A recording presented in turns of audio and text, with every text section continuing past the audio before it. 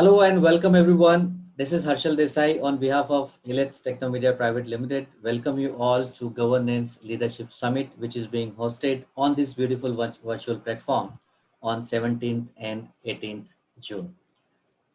In this particular session, we have assembled to discuss leveraging technology to turn vision into reality. We are really very glad to have eminent panel with us, and I'd like to introduce them to our audience. We will be joined here by Mr. B. Sundar, Special Secretary, IT, Electronics and Communication Department, Government of Andhra Pradesh. We have already been joined by Mr. Manoj Kumar Mishra, Secretary, Department of Electronics and Information Technology, Government of Odisha. Welcome, sir. Kumar Vinit, Sir, Special Secretary and Managing Director, Department of IT and Electronics, and Uttar Pradesh Development System Corporation Limited, Government of Uttar Pradesh. Thank you so much for joining, Mr. Vinit Kumar.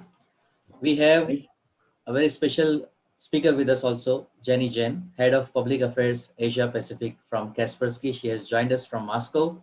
Welcome, Jenny Jain, to this panel discussion. And we have Sapna Ahuja, Chief Operating Officer of MapMy India. Thank you so much, everyone, once again for joining us. I'll just take one more minute to just set a context for this panel discussion that we all know with Digital India Mission, Indian government ecosystem has remarkably adopted newer technologies to turn vision of ensuring good governance into reality. As the government announced, it is ensuring that the government services are made available to citizens electronically by improved online infrastructure and by increasing internet connectivity and making the country digitally empowered in the field of technology. India has certainly come a long way in the area of digital transformation. However, not yet come of an age. And there are a number of areas which still needs technology penetrations. Some of these components are cybersecurity, data privacy, and transparency.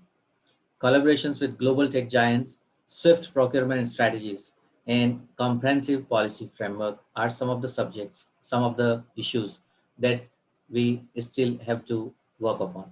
And to talk on these subjects, we have an expert panel here. And in the first round, I'd like to seek opening remark from all our esteemed panelists on this particular subject, leveraging technology to turn vision into reality. And I'll like to start with Mr. Manoj Kumar Mishra, Secretary, Department of Electronics and Information Technology, Government of Odisha. Over to you, sir. Your opening remark on the significance of the subject of the panel discussion. Thank you so much, Hansalji, for having me on this platform. I am not new to Elets. I think I was there in the last year's Yes, sir. Governance Leadership Summit, and it is a pleasure on my behalf to be here on your platform. Wish you all the best for the 2 days summit that you are having on 17th and 18th. Let me come back straight to the point of discussion. I come from the government. I think I see my colleague from UP, Vinit ji, also there. He will probably bear me out. Uh, the challenge to convert vision into reality is immense in the government field, mainly because the level of data integrity we have, the level of information integrity we have is quite low in the governance sector. And we have many departments, many layers, and to bring all of them to one platform at which you will be able to leverage technology is the hardest thing. In fact, as we say, every cloud has a silver lining, and if the cloud was COVID-19, the silver lining was the IT departments all across. Nobody used to give us as much importance before as we are getting now. I can see Jenny nodding her head. I can understand very well. I tried to get many licenses from Kaspersky only because people are now in need and they have felt it. So this pandemic has been a boon to us. We cannot really say that we should be thankful, but then at least we should be able to leverage some positivity out of such a bad episode that the entire humanity has faced over the last 1.5 years. Right. When we talk about challenges in terms of bringing from vision to reality, I'll give two examples in my state so that at least the audience is clear about the kind of challenges we face. When this present government under the leadership of CM Sri Naveen Patnaik ji took oath in 2019 for the fifth term, at that time we had two big announcements. First was on his oath taking ceremony only he stated that I don't want my citizen to come to government offices unless it is constitutionally or legally mandated. So this was a statement, one single statement encompasses a vision document for all of us. Now how can government decide that people should not visit government offices? How is it possible? And you know that the kind of challenges we have to bring in electronic platform to public is immense. In fact, part of the state doesn't have still mobile network because of the tribal areas and the mountainous ranges that we have in the state. So to bring that vision into reality, the only way we could have done, and we have done, I can proudly share that we have done pretty well in that aspect. Would not say that we have done it all, but at least 60-65% we have already met in last 2 years, only thanks to technology. In fact, a country like India, which has challenges everywhere, you look at any field, you will have challenges. The only way to surpass those challenges is by using technology. There is no other way to deal with this. Just imagine if Reliance Jio would not have come, then so many people would not have been connected with government. Today, everyone has a phone, a digital device in their hands, and we take advantage of that. I told you that I'll give you two examples. I'll keep my initial brief very short. I'll just give two examples. One is that people will not visit the government offices. When it was said, so we had to every department. We have about 46 departments. I think Vinay would also know in UP maybe a little more. And with that, so many corporations which are giving out the government services to public. Now we had to do a business process re-engineering in each department about each of those services, and we came out with almost about 480 services which needed to be automated. Now automation challenge is manifold. So technologically you can give a solution very quickly, but making that technology available to people is another challenge altogether. So we came up with something called as Mo Seva Kendras. So what we did was in every GP, we created a physical brick and mortar government aided facility. So the person in the village will not have to travel. Say, for example, a district can be 300 kilometers in width. So somebody doesn't have to travel 300 kilometers or 200 kilometers to come to the district headquarters. So he or she can avail government services which are available online at a place which is nearest, maybe maximum 10 kilometers away. So every gram panchayat, so we have about 7,000 odd gram panchayats in the state. Every gram panchayat, we intend to have one Mo Seva Kendra. So that is a service center for all citizens. That will be so that at least any, because the knowledge in terms of digital technology itself is not available demographically across. So when people are given mobile phones also, many do not know how to utilize a mobile phone. Many do not know how to download an app. Many do not know the challenges in terms of the data security. They may be sharing something that for which they would get into trouble. So at least we have a physical unit in each of the gram panchayats to serve that. In urban areas, that was not a challenge because urban areas, more or less, people are tuned to absorbing technology far more easier. So that was one which we could do, where the vision could get translated and is being translating into reality. And the second one was I wanted to talk about, which we did somewhere around 2018, a scheme called Kalia. It is a farmer income augmentation scheme. So when we think in terms of it, and I must share with my colleagues here that this scheme was the first in the country for farmers. The PM Kisan Yojana, which rolled out for the entire country, came about 4 months after the Kalia got launched. And the challenges we saw at that time is that the data on agricultural people, the farmers, that itself is a questionable data. Now you have a scheme where you need to give, let's say, 5,000 rupees every 6 months to a farmer who is having a cut-off land limit of 5 hectares. Now, which farmer has more than 5 acres, who has less than 5 acres? That itself, the set of data was questionable. So once the leadership, the political leadership, gives that challenge and puts that vision up that this is what is to be done, then we had to use technology. Now, in government sectors, many of the schemes take 2 years, 3 years to get grounded. Yes. But here we did in 45 days, in which what we did, we activated our panchayat system. And everywhere what we did was that we called for information as to self-declaration of farmers, and we pasted that information in the villages itself. So if I see that my neighbor's name is there and he doesn't have land, or he has more land than adequate, I should be able to report that this is not right. Right. So using the same population, we could weed out. We had application, you would not believe, 90 lakh applications we received in 30 days. And the challenges of being Secretary IT to be able to keep the systems up was immense. We didn't know that we will get that much of traffic, so to speak. But once we could roll out that at the village level, we weeded out almost about 30 to 33 lakh people who were not eligible otherwise.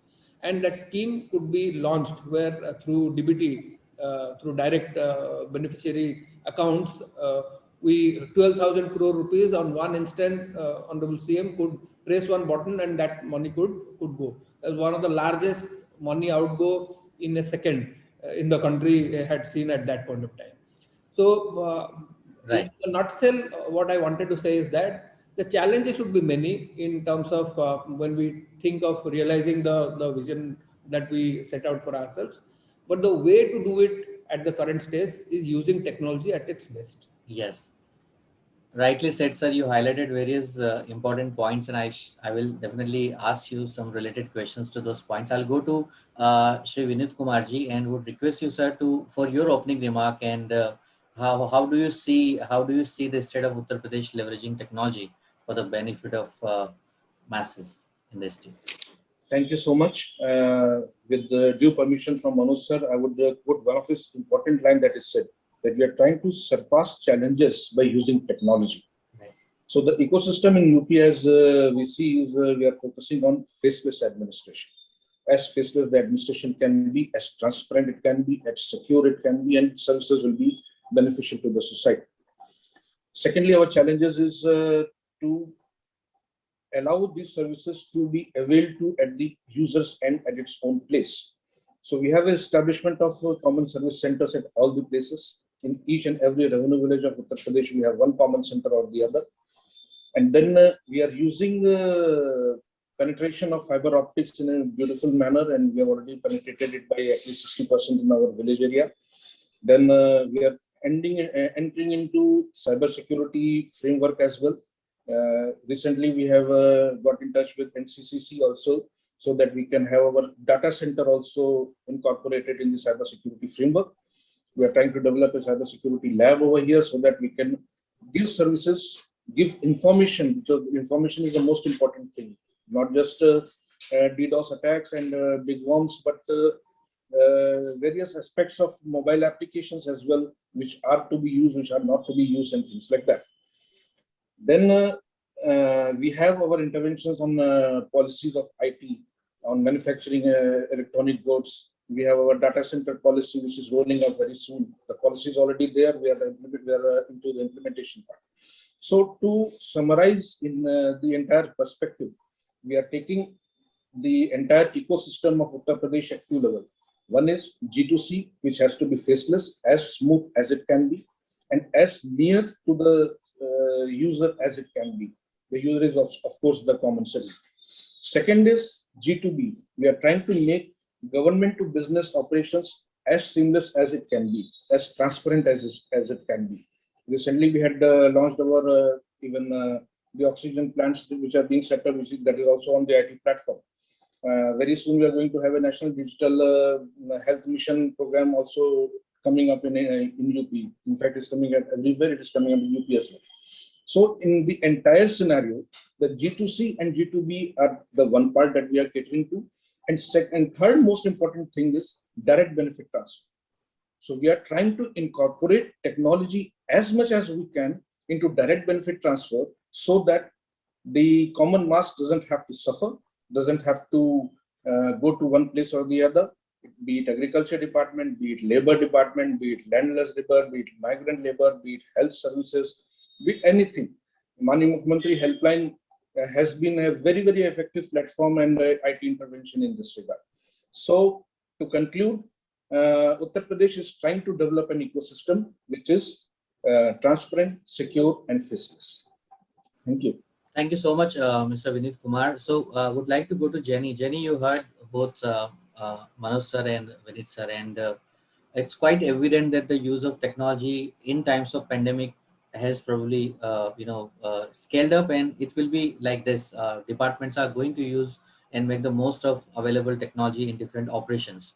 Now the question to you is, how increased use of technology and cloud, as Vinit sir mentioned, how increase of use of technology and cloud has increased demand and attention for strong cybersecurity implementations, and how significant it is to continuously adopt latest cybersecurity mechanism.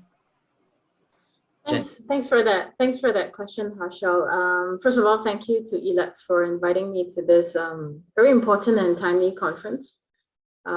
Also honored to be speaking alongside very distinguished fellow speakers at today's panel discussion.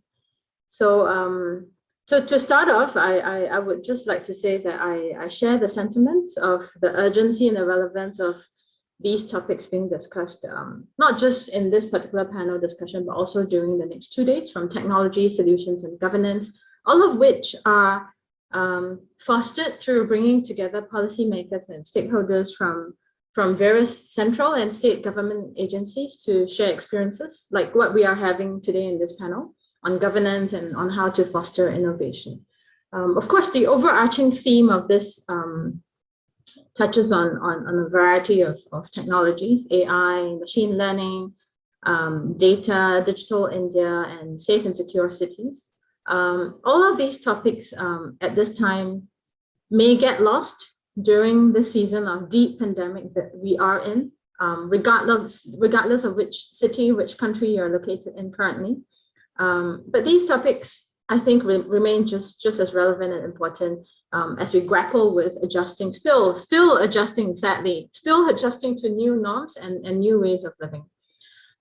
So to answer your question on increased use of technology and cloud and how it's increased demand and attention for strong cybersecurity implementations, I cannot answer that question without touching a little bit, at least, on the digital and threat landscape. So if I may just very quickly share that, really based on my experience, the landscape has evolved, of course, with the advent of new and emerging technologies such as AI, blockchain, cloud computing, and even the possibility of quantum computing.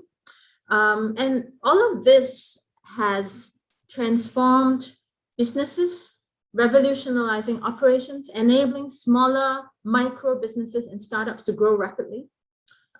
With these new technologies and the digital transformation, we're also seeing an emergence of increased threats to cybersecurity. Cyber attacks, zero-day exploits from state-sponsored actors, to opportunistic cyber criminals have really been on the rise. For India specifically, the cyber threat is very real. I'm sure I'm not the only one who knows and thinks that way. It has only grown with COVID-19, in fact, right? So according to data from Indian Computer Emergency Response Team CERT India, I read that nearly 1.2 million cases of cyber attacks were reported in 2020 alone. And that's nearly up to perhaps 3 times from the year before. So I think with continued reliance on technology during the pandemic, as well as adoption of 5G in the near future, critical sectors and critical infrastructure need to be protected from cybersecurity threats. And of course, the private sector, from which I speak and represent, I think, on this panel at least, is also not immune from these threats. At issue is not just the loss of competitive information, such as patents, and your intellectual property, also loss of employees or customers' private data, which is very valuable, but also a company's, how should I put it, the company's DNA, the company's brand, which are very valuable assets, and which really rests on aspects such as IP, your intellectual property, and connected supply chains as well. So these are our company's most precious assets. So some recent estimates suggested that 1 in 2 Indian companies have experienced a data breach involving the loss or theft of more than 1,000 records containing sensitive or confidential customer or business information in the past 2 years alone. And so we have seen recent instances also of data breaches of millions of users of Indian companies. Yes. So the challenge is both widespread and local, and will require granular cybersecurity solutions. Right, right. Rightly said, Jenny. Thank you so much. And we have been now joined by Mr. B. Sundar, Special Secretary, IT, Electronics and Communications, Government of Andhra Pradesh. Welcome, Mr. B. Sundar. Thank you, Governance Now. Thank you for inviting me and giving us an opportunity to express our. Thank you. Thank you. I was seeking opening remark from all the esteemed panelists, Mr. B. Sundar, and would like to ask you also that please share an opening remark on this subject on leveraging technology to turn vision into reality, and how is Andhra Pradesh leveraging advanced tools and mechanism to improve the overall governance in the state. Once again, I thank Government's Leadership Summit 2021 for articulating our thoughts on this subject. Post-bifurcation in 2014-15, since we were a small, nimble state, we went the full hog with adopting technologies to a wide variety of tasks. In fact, all of you must also be aware that we were one of the first states to begin with the real-time government system, where we used a plethora of technologies, including AI, lots of IoT, both of the consumer and the industrial IoT varieties, and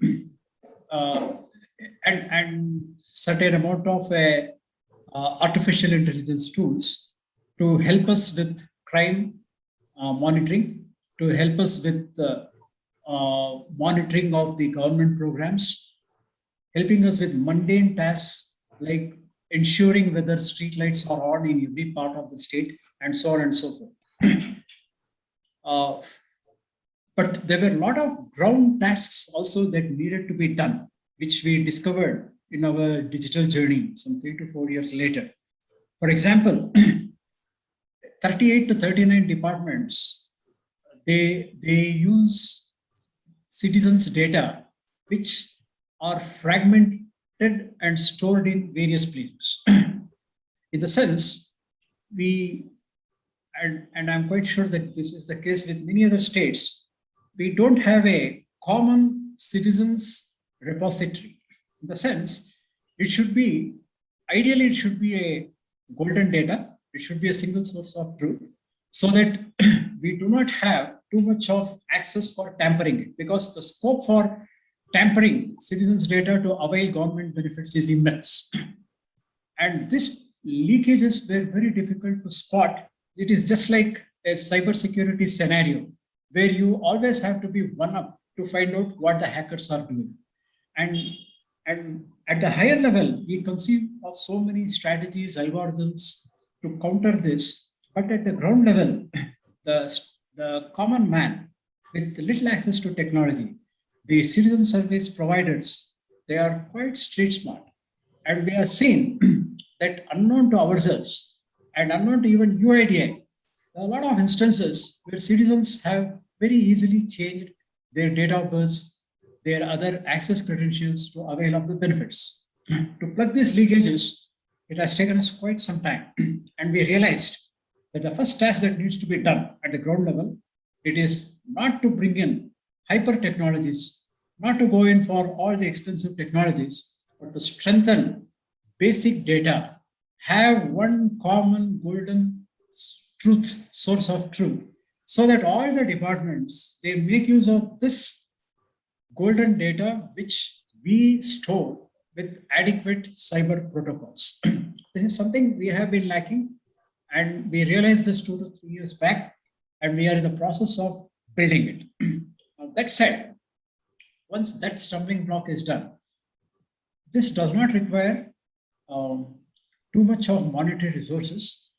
We also realized that, but what we realized is because of the volume of services which we need to extend, 500 services, very critical government to citizen and citizen to citizen services, like availing of caste certificates, request for motorcycle driving license, a disabled man asking for a slot for his ailment or her ailment in a local primary health center. These are all small requests, but matters a lot to the citizen. And sitting here, speaking to you now, I cannot say it's a matter of shame, but in our state, 42% of the citizens are still not availing benefits because they do not have access to smartphones, they do not have access to internet. We are struggling with telecom internet service providers to help us with installing telecom towers so that these citizens are also included and at least get their data into the golden zone. That also we are not able to do in spite of our struggle. I'm being very candid. I don't know about other states, but this is the state of affairs. We realize this huge problem. We acknowledge it and we are working towards it.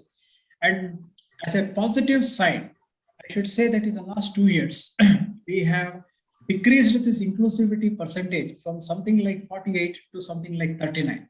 It doesn't sound much. It may not even be statistically significant. But what I'm trying to say is getting these lost persons into our digital journey is quite a task because the urban people are already there and they are hankering for more. But to ask them to wait, to get our brethren also into the digital fold is a time taking. So that way, we are the IT department now, like taking vision, the theme was quite interesting. So the nub of my long exposition is IT departments cannot function in isolation. We need to partner with the telecom department. We need to partner with the communication department to bring all this, because whatever ML, AI, I'm all saying they are just 100 to 1000 lines of code which exist in the whole IT setup. You need the infrastructure, you need the people, you need the beneficiaries, you need to ensure that what all we are delivering goes and sits in the right, goes and satisfies the citizen. As I am talking to you now, I just saw an email, a person who has written about a certificate which he wanted, 4 to 5 mails, and none of us were able to answer. Look, that is an ordinary email that also we are not being able to do. We are not being able to automate these processes. and finding out one by one, and what I mean to say is even in a well-developed state like us, the citizen service delivery is handled by one department. IT core, like telecommunication infrastructure, is handled by another department. You have towers, telecom towers, fiber net systems, that is handled by another industrial infrastructure. Then you have energy department that has to supply energy to all this and we have to ensure seamless. So to take all of this together and deliver the service to the common man, and to ensure that he doesn't keep running around writing emails and saying that we are not yet coming to digital. Look, a person who is not even able to write an email or SMS, and if we are not able to understand her problems, then what are we doing? So to translate vision into reality, my first and only submission to this August House is we have to understand how all our other departments are functioning, take them together and sit with them and cobble out. First is a single source of data, and then is to ensure how many of the citizens are left behind and try to get them into the fold. The second aspect is costing, and we have not been able to come to a standardization of cost, which I keep articulating in forums like this, and also I keep saying with the governments at the center, we need a template so that we have a common costing, because India, after all, the geography is similar, the density requirement of telephones, the operators are similar. So there is no different reason why cost for delivering the services also should not be similar. But unfortunately, it is not so. I, being a researcher, when I did this, I was shocked to find that there is a 200% variation for delivery of the same service across states. So it is something which is troublesome, and we are unable to do anything about it. So with these two insights, I don't think I should take much of your time. Thanks for anyway giving me this opportunity. Very interesting points you highlighted, Mr. B. Sundar, and there are associated questions which, of course, I would like to ask you in next round. Before I do that, I'd like to go to Sapna Ahuja, and Miss Sapna Ahuja is Chief Operating Officer at MapMy India. Would like to ask Ms. Ahuja, what expertise MapMy India brings to the table, and how are you associating with the governments across the country to strengthen the tech ecosystem? Sure. So let me start by giving my regards to all the distinguished speakers in this panel. It's been an honor to be part of this panel. And so coming to a question, Harshal, regarding what MapMy India's expertise has been and what we bring to the table when it comes to leveraging technology for better governance and for the government in India. So we have been building maps, detailed maps, comprehensive, accurate maps of the country for last many years. It's been 25 years now. These are ready-to-use maps which can be used by any government corporate organization. And clearly, I mean, all the speakers have established the fact that digital transformation is crucial for the growth of the country, growth of the citizens, for better lives, better sustainability in the country. What we strongly feel is for digital transformation to happen, a geospatial transformation also is very, very crucial, very, very critical. So I heard some of the speakers talking about the challenges that we face in consolidating multiple data sets at one place. So, a lot of those technologies, a lot of those systems can actually be put together in a comparatively, I won't say it's easy, but in a comparatively easier way by use of the geospatial technologies. Because today the geospatial technology is not just about looking at maps. It is about having intelligent maps that can process your data, that can give you a single window to analyze various attributes, to basically stitch the information coming from different departments, different sectors, be it health, be it education, be it, let's say, the rural development or urban affairs, putting all this together and making sense out of it, being able to do evidence-based decision making. So that's really very critical, and what we think that we can bring to the table for any government organization to use. So historically, I mean, for last many years, we have been working very closely with various government departments at state, at center, and at city level as well. And even going across sectors. So like I said, we engage with health. So I'll give you an example of what we've been doing in this pandemic times. So April 2020, when I think towards the March end, the pandemic hit India. So from that day onwards, MapMy India has been constantly making the live information available to all citizens of India, live information related to where the containment zones are, where the treatment centers are, where the health facilities are, where you can actually go and get vaccinated. We've been doing this all through last 1.5 years, and we've been working with various state and center governments and even cities to help them use this hyper-local real-time data sets for their ingestion. So that's on the data and the live data front.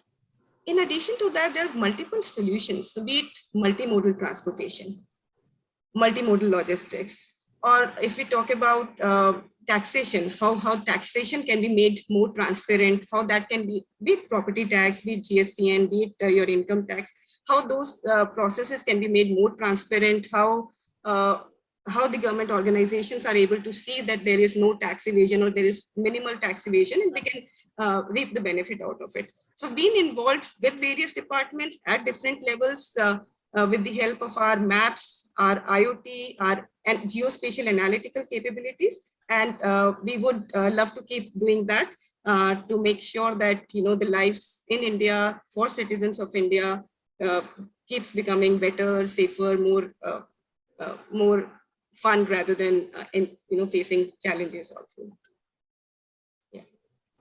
Right. Thank you so much, Ms. Ahuja. We will, of course, come to you again with other questions. I'd like to go to Manoj Kumar Mishra, sir.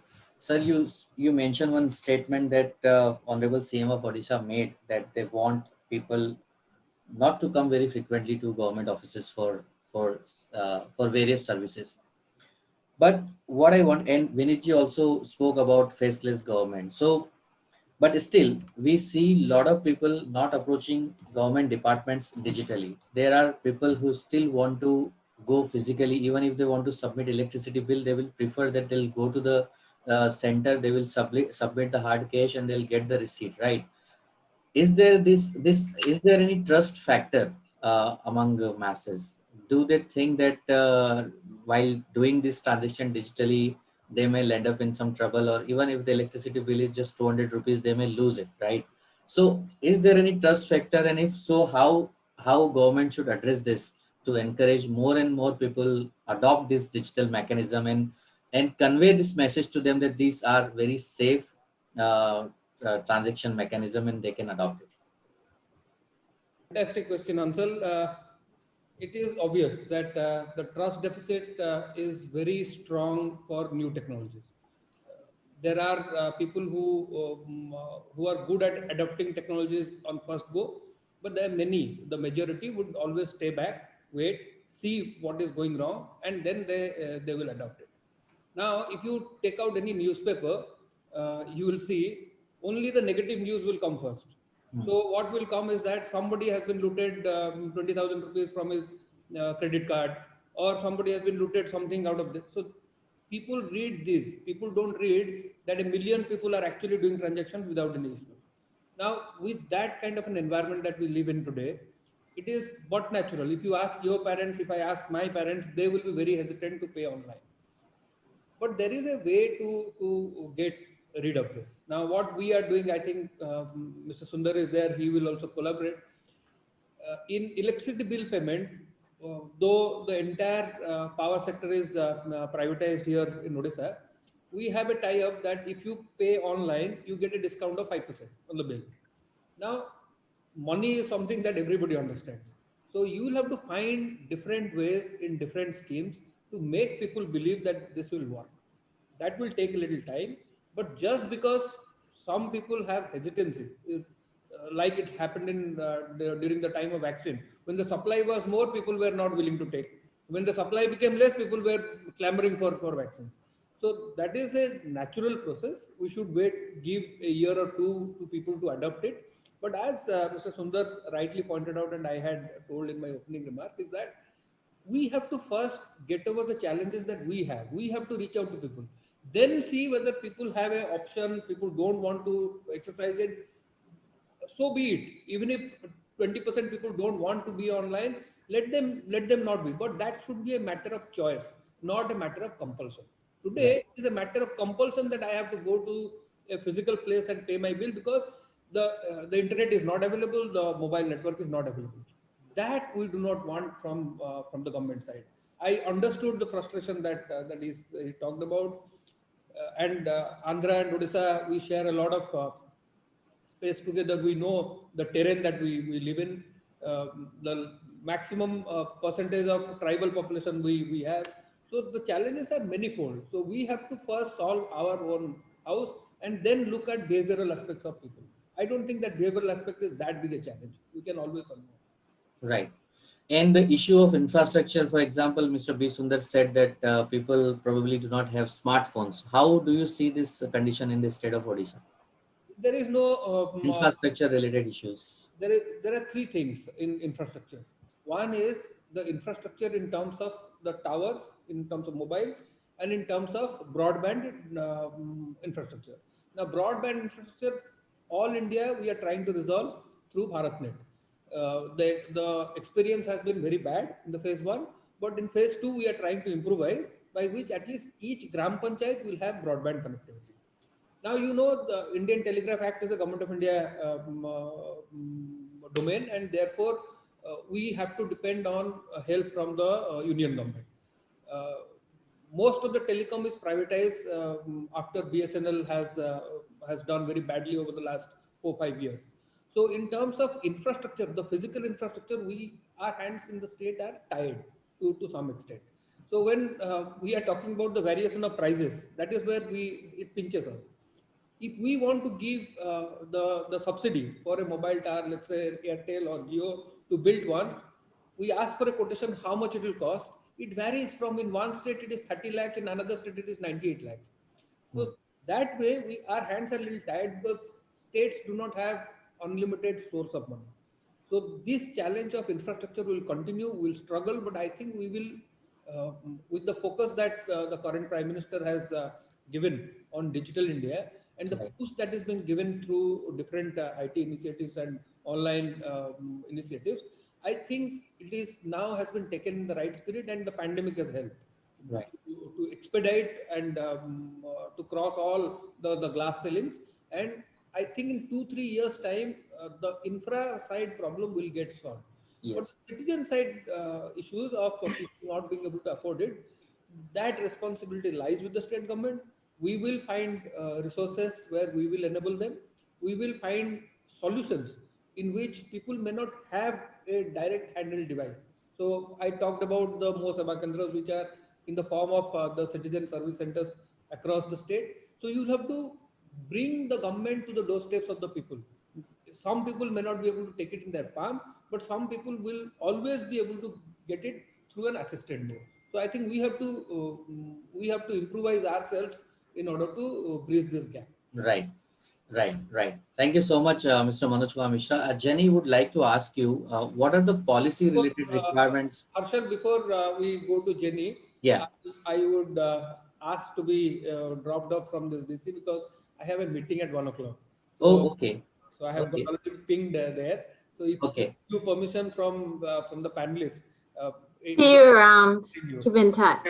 Thank you so much, Mr. Mishra. Thank you so much. I'll get in touch with you. We may have some collaborative efforts to do in this day.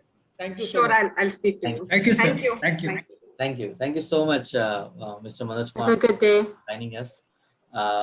Jenny, so would like to come to you and ask you, what are the policy-related requirements we still need to ensure digital transformation processes in the country? Thanks for that question, Harshal. Given my background as a former government policy officer, I love all questions on policy. Very happy to take that question. Because, but when we talk about policy requirements, we need to first be aware of the key challenges. And what comes to mind would be 3 key aspects in terms of challenges posed. First of all, of course, in terms of awareness. Second, capacity, and perhaps the third would be coordination. For the first one, for awareness, the lack of knowledge among non-government stakeholders, including the people of India, remains a concern when it comes to countering or preventing cyber attacks. And people, humans, as we all know, are the weakest link in the equation. So in addition to boosts in funding to build cyber resilience, I think there is also a need to make cybersecurity a mandatory subject in schools, in the universities. And in terms of the second challenge, which I think is capacity, I think India has been working to boost its abilities. However, much work remains to be done. India must invest heavily in cybersecurity infrastructure required to provide higher bandwidths, integrate with the global marketplace, and enable citizens access to more e-services. So with the increased pace of digitalization in the country, it is imperative, in my view, that cybersecurity capabilities are built up exponentially to support the rapid move towards digital governance. And of course, thirdly, in terms of coordination, the presence of multiple agencies and the lack of cybersecurity strategy that's centralized means that the country is not quite optimizing its policy potential. Efforts of private operators need to be coordinated through an integrated command and control entity, which should serve as a unifying structure that is accountable for cybersecurity, requiring a broader discussion about the appropriate policy frameworks. I can think of some significant policies that have been put in place in recent times, which I feel can support the digital transformation process, and also have some possible solutions that I'll suggest, which can be up for discussion afterwards, perhaps. So first, an updated national cybersecurity strategy, which I briefly mentioned just now, has been in the process of being formulated by the Office of the National Cybersecurity Coordinator of India at the National Security Council Secretariat. Having such a policy framework in place would go a long way in creating a robust mechanism to preventing and responding to cyber attacks. And this policy framework can be paired with international cooperation as well.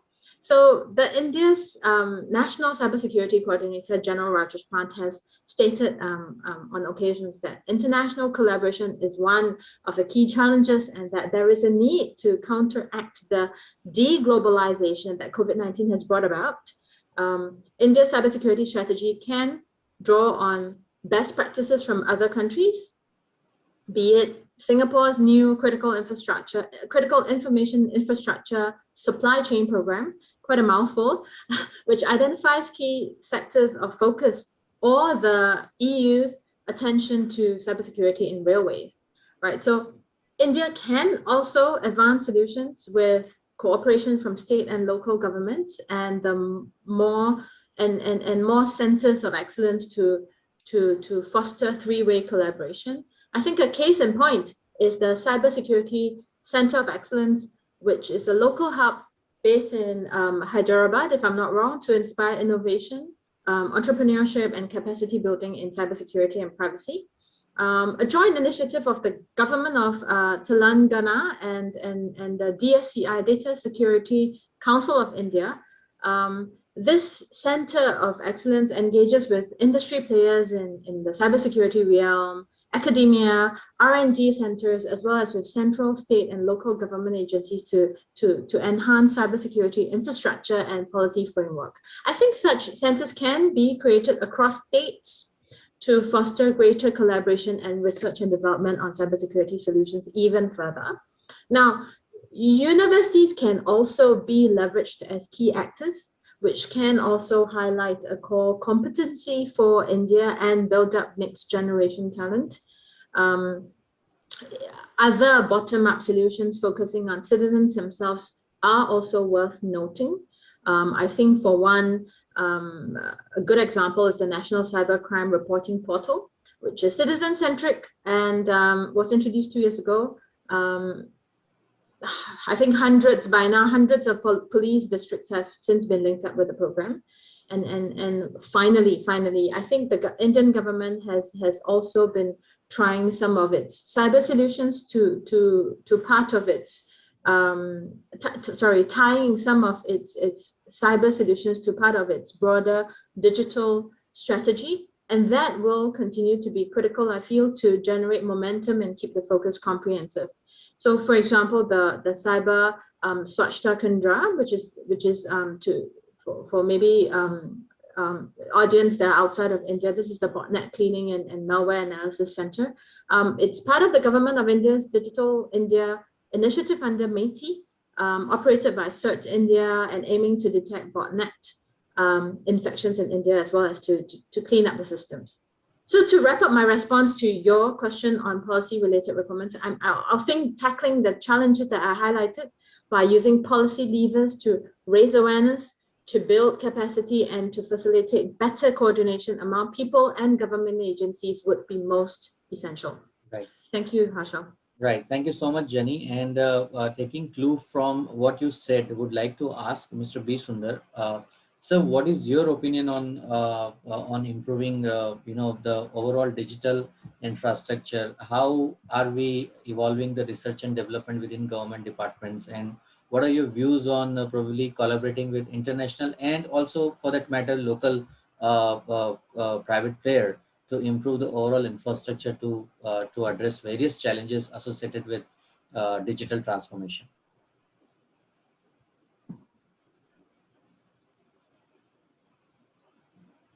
You're mute, sir. Yeah. Let me answer your question in two parts. Yeah. One, the possibilities of research with perhaps private sector participation in government. That was the first part of your question, if I understand well. And sad to say that government and research, sometimes they don't gel together. The reason being, in government, we are more focused towards immediate implementation. In the sense, we do not have the time nor sometimes the attitude to go into full-fledged research like the universities or the research arms of private sector. Because what happens is that is the reason why research has been fundamentally divided into basic sciences and applied sciences. In basic sciences, it could be something esoteric, like how say a gene from my hair is capable of traveling to the moon. It could be something very esoteric. In applied, it becomes of a commercial nature. Okay? Like Jeannie Madam was talking about the possibilities of collaboration in cybersecurity with Singapore. Yes, we during the previous regime and even when the state was united and we were quite big pre-2014, we got into partnership with the government of Malaysia for a celebrated Pemandu program, where researchers from Malaysia and Singapore were invited to give or contribute to the research as they bring their research to applied aspects in the state. A lot of teething problems and the exorbitant consultancy fees was one, but still we went ahead with it, and apart from a few officers who visited Singapore and that was the best part of it, but otherwise it did not take off. So that was one of the reasons why I said that research and government do not, because we are all trained like that right from our induction days in the bureaucracy. You look at people's problems. I was also telling you, like the ground reality is you need to do immediately something, and you cannot afford time or attitude to go into a lot of other researches, which therefore the government conveniently hives it off to research hubs. So if you look about those research aspects, like how we have been at least giving a push to research and how we are bringing it to governance.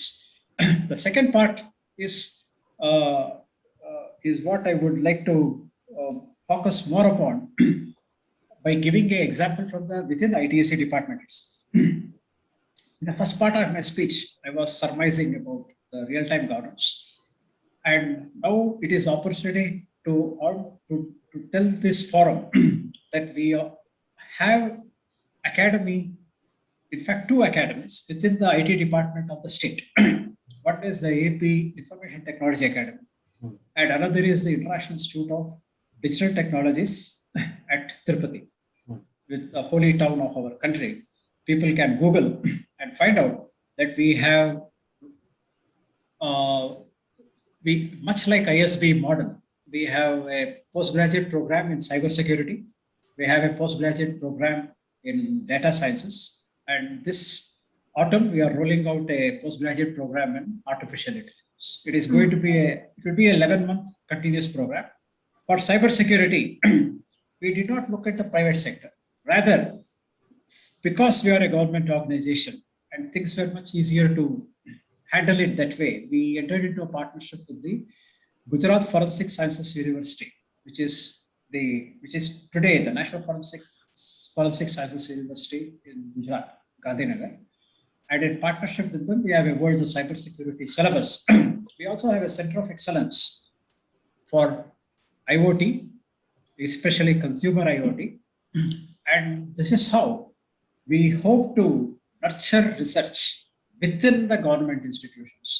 And we also have a cybersecurity center of operations in Vijayawada, our capital, which they are all interconnected.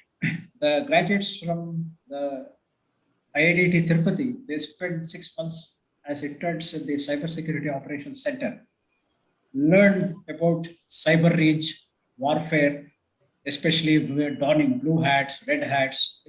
They are given ample training there. They come and are asked to do it for live projects within the state. They are asked to test all the websites for vulnerabilities. They are asked to communicate with all the government departments, engage them with writing skills, because that is also important, how you communicate with stakeholders. So all this training we give them. And we also have another academic institution called AP IT Academy, which bridges the divide between the industry and the academia. We have started the Academic Resources Center, which houses all tools of artificial intelligence required for an AI researcher. The highlight of this digital library is it uses only open source tools, okay? No licensed software. It always plenty of open source license tools, but we have also given access to premier magazines like Wired, like PC.net, like PC World, which is required to keep abreast of hardware and telecommunication changes in the world. Because suppose we want to buy something contemporary, something state of the art, you cannot keep asking people, or you cannot spend time to waste in websites. So straight away we have access to these magazines, which tells us what is the best, what is new, what is the price range. Apart from that, we also have, if I as a student or a job seeker wants to learn something about machine learning, want to participate in Kaggle competitions, wants to post I want to host my code in GitHub, we are giving complete access to it in the Academic Resources Center. It is there in social media. You simply have to type Academic Resources Center APIT. You will see the entire facilities which we are offering for students free of cost. Right. So this we plan to replicate in all the grammar village secretariats, that is around 15,000 in number, thereby inculcating a spirit of research within the community. Okay? First you give them access to technologies, you give them the tools, and then hope that these tools will entice them into research. Right. Another is start a centers of excellence and pick students and make them work on government so that all of us are benefited. Yes. So I hope I've been able to answer your question. Yes, right, sir. I have one more question, but I'll before that I'll go to Sapna Ahuja quickly, and would like to ask that Map My India has also partnered with companies like NIUA and ISRO, if I'm not wrong. So will you please highlight some of these tie-ups and their significance? Yeah, sure. So we tied up with ISRO in the beginning of this year, and we tied up with NIUA sometime towards the end of last year. So our association with ISRO is Indian Space Research Organization. It was, the association was targeted to kind of build India's best indigenous mapping portal and applications and geospatial software for citizens and government of India. That was really the objective. The idea was to bring the best of satellite technology, which ISRO is definitely excels in. So to bring the best of satellite technology and bring the best of mapping technology together for use by citizens and governments in India. We also tied up with NIUA, that's National Institute of Urban Affairs, that falls under Mahua, Ministry of Housing and Urban Affairs. So we tied up with them. The objective there was very clear. It was to give, it was to basically address 35 crore Indians who reside in the urban India across 4,000 plus cities and towns. It was to see how we can give them benefit from the breakthrough, innovative, ready-to-use maps and geospatial solutions, and the best practices that NIUA can bring in from the perspective of how development planning for a city, for urbanization can happen. in a manner that it supports public health management, including COVID combat, citizen safety, including rapid emergency response systems, navigation efficiency, which includes logistics cost, how the logistics cost can actually be reduced, how the quality and cleanliness in the city can really be improved. So the ideas were to see how, with the help of these technologies, we can help government, we can help cities plan better for their citizens from all these aspects. So Right. that's really the engagement that we had with both NIU and ETSRO. Right. Thank you so much. One quick question to Jenny also. Jenny, can you tell us about the collaborative relationship of Kaspersky with government sector and some future plans of collaborations too for Kaspersky? Sure. Thanks for that question. I think beyond just the kinds of collaborative relationships that Kaspersky has had with government sector, I'd like to also touch on what the private sector in general can offer, because I think I speak for not just Kaspersky but also the private sector in playing that role in this panel. For one, companies can engage directly in existing public-private partnerships to advance government objectives. For instance, in Cyber Surakshit Bharat, launched by METI, it involves a range of companies working on topics such as critical infrastructure, talent management, cyber hygiene, so on and so forth. Companies can also help encourage and promote best practices in terms of standards for cybersecurity products, which is a government priority.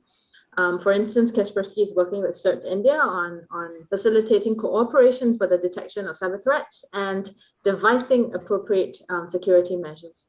And of course, companies can also serve as partners for what I call multi-stakeholder efforts that governments develop with other actors, including leveraging the power of India's universities. And foreign companies in particular can also play a role in capacity building through collaborations with local firms, including startups. So one potential area is obviously to provide training and certification for micro, small, and medium-sized enterprises in areas like ransomware protection, fraud monitoring, or cyber hygiene. Kaspersky is also training CERT India's technical team to better adapt to evolving threat landscapes. You may also have seen in early this week's news, which I was very happy to read about, that it was reported that Kaspersky and CERT India have collaborated successfully in conducting training on an interactive protection simulation platform developed by us to enhance the cybersecurity maturity among IT professionals from various public and private organizations in the power sector in India. So we're glad to really to have this opportunity to work with CERT India to support their stakeholders and their constituent organizations in further understanding the roles and responsibilities of each person's of each person involved in the incident response, and really the private sector can also help facilitate information sharing efforts to further strengthen existing programs. Right. For instance, companies could contribute to online repositories such as Tech Sagar that was launched, I think, 2 years ago by the National Cybersecurity Coordinator and DSCI in India. My final point, if I may, would be that companies can also, more importantly, provide more awareness about products where needed by the government and the public in order to build trust. And this could be accomplished through many different ways and different platforms, but at Kaspersky, we've decided to do so by way of our Global Transparency Initiative, which we call GTI for short. It represents a reaffirmation of our commitment to earning and maintaining that trust of our most important stakeholders. And it includes a number of actionable and concrete measures that we undertake in order to involve external independent cybersecurity experts and others to validate and to verify the trustworthiness of our products. And with this transparency framework in place, we're also calling on third parties to join collaborative efforts, hopefully to inspire more to enhance the security and integrity of modern software products, as well as to make the cybersecurity industry more transparent. And of course, this initiative includes several key pillars First, of course, is independent review of our source code, software updates, threat detection rules, internal process, even in our engineering practices to verify the security and the integrity of our solutions and processes. And of course, relocation of our data storage and processing for customers from several regions around the globe to Switzerland, as well as opening of transparency centers globally with a 3-layer approach to external examinations and briefings.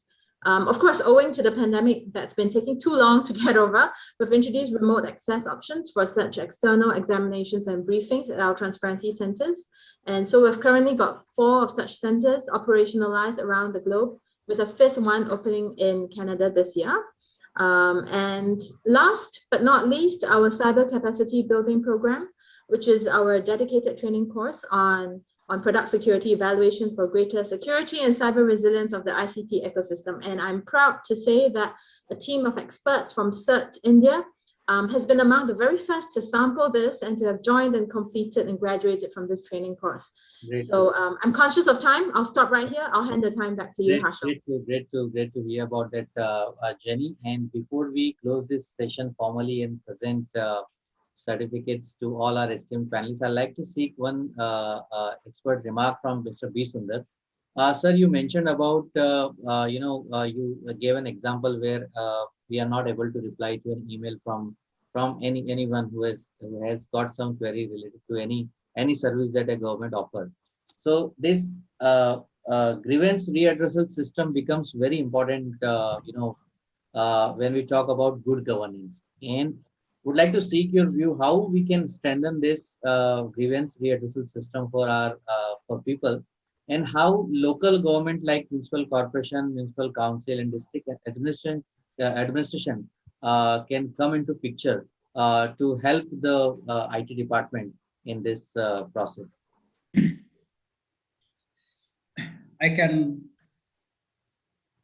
share our partial experience and a partial solution to this.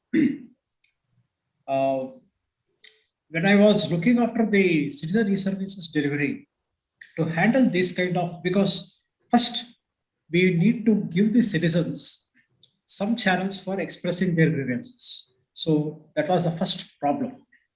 So we boldly created emails and rolled it on our website, giving the phone numbers, 2-3 email IDs, and we put a constant, and we also gave our social media handles to receive all the complaints, which was quite, many of them were quite genuine. A few of them were malicious. Yes, we accept that. And we put a team for filtering this, segregating it into various baskets and sending it to the higher ups. Some of them, say 40 to 45%, were solvable at the office level. Some of them required interventions by the other departments, for which we could not fix a time frame. That is a problem, because once it goes beyond the department, it could involve a lot of other financial resources, permissions from certain other departments. And certain other grievances involved permissions from the Honorable Chief Minister's offices. So we first, at a first step, we segregated this into, and those that were solvable at our level, the team was able to segregate, we were able to write back, and here the head of the institution has an important role. Like as I was saying, the citizen marked the mail to me. So at the second attempt, I was able to, and now that I have come out of the citizen services delivery and I'm in some other role, still I was seeing that the emails are marked to us. So we do not have a system of automation, and even in the citizen services delivery, we have not yet perfected the portal for the citizen to drop in a grievance. Forget about redressal. Drop in a grievance also, we have not been able to perfect it. We started it in a rudimentary way, but it had its own problems and hassles, and even today, even in states like AP, I can confidently say only to a certain extent we have been able to automate it, and we have not given on the full hop. We took a different route. We took a different route. Instead of relying on IT and automation, which was giving us only partial successes, we we evolved the village and the Grama Secretariat who comes with a Grama volunteer, realizing that IT cannot be a full solution. We have a system of Grama volunteers. This person is attached to 50 or 100 households, depending on whether it is a rural or a urban area. And she or she is tasked with the job of touring this 40 to 50 households, say 4 times a week or 5 times a week at the convenience of the households. And whatever problems they have, the services are directly delivered at the doorstep. It could be as simple as paying bill. The citizen need not come to the services center, need not go to the office.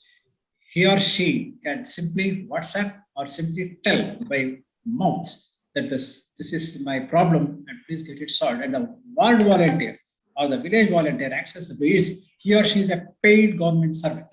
So she has a tab where they can lodge the request, come to a place where there is internet, render the service, and again roll back the certificate or receipt back to the citizen. So this is a system we have evolved in the last 1.5 years. It has been a good success, though researchers are not yet been involved. We have not yet studied the whole system, but from the feedback which we have got, it has been a very good success because much of the problems have been sorted by the ward volunteer at the doorstep itself. Right. There are a few other issues, like the one which I was telling. It was an insurmountable problem, and somebody has to tell the citizen that it cannot be solved at that level. So there are also problems of this kind. Thank you. Yes, so we need to have a proper escalation method also in place. And thank you so much, Mr. B. Sundar. I can see Mr. Vinit Kumar there. Are you there, Mr. Vinit Kumar? Would like to seek closing remarks from you also before we close the session. Mr. Vinit Kumar. I believe I was told Mr. Vinit Kumar has been asked to join some internal meetings at its department. So with this, we shall close this session formally here. And we, on behalf of Elets Technomedia Private Limited and eGov Magazine, are very glad to welcome you all in this panel discussion and listen to your views and opinion. And thank you so much for sharing your expertise. We'd like to present the token of appreciation to all our speakers, Dr. B. Sundar, Special Secretary IT, IT Electronics and Communication Department, Government of Andhra Pradesh. Thank you so much, sir, for those insightful views you shared on this platform. Thank you for joining. Ms. Jenny Jain, Head of Public Affairs, Asia Pacific, Kaspersky. Thank you so much for joining us, Jenny, from Moscow, and sharing your expertise at this forum. Ms. Ahuja, Chief Operating Officer at MapMy India. Thank you so much, Ms. Ahuja, for participating into this panel discussion. We thank Mr. Manoj Kumar Mishra, Department of Electronics and Information Technology, Government of Odisha. He's Secretary in Government of Odisha. Thank you so much, Mr. Mishra. And Mr. Kumar Vinit, Special Secretary and Managing Director, Department of IT and Electronics and Uttar Pradesh Development System Corporation Limited, Government of Uttar Pradesh. Thank you so much, Mr. Kumar, for joining. So with this, we close this, and we are really very glad that you all could make it to the panel discussion. Thank you. Thank you. Thank you, Harshal. Thank you. Thank you.